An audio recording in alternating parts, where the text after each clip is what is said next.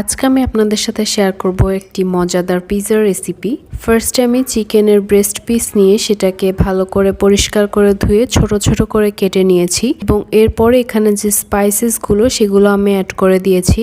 আদা বাটা, রসুন বাটা, মরিচের গুঁড়া, হলুদের গুঁড়া, ধনিয়ার গুঁড়া, লবণ, সয়া সস, টমেটো সস, এগুলো সবগুলো দিয়ে এই মাংসটাকে ভালোভাবে ম্যারিনেট করে রাখার পরে আমি তেলের মধ্যে এটাকে কিছুক্ষণ ভেজে নিব। এরপর আমি পিৎজার ডো তৈরি করব। সেটার জন্য আমি কিছু ব্রেডকে এভাবে কেটে নিয়েছি কিউব করে। আমি দিয়েছি 1 কাপ দুধ, একটি ডিম, লবণ স্বাদ মতো এবং সেই সাথে 2 টেবিল চামচ সুজি বাইন্ডিং এর জন্য। এরপর আমি ফ্রাই প্যানে কিছুটা তেল দিয়ে সেই আগে থেকে প্রিপেয়ার করা ডোটা এখানে দিয়ে দিব এবং কেয়ারফুলি এটা উল্টানোর পরে আমি এই সাইডে এখানে টমেটোর সস দিয়ে দিচ্ছি এবং সেই সাথে অ্যাড করে দিব হোমমেড মজারেলা চিজ, কিউব করে রাখা পেঁয়াজ, ক্যাপসিকাম এবং টমেটো এবং আগে থেকে ভেজে রাখা সেই চিকেনগুলো।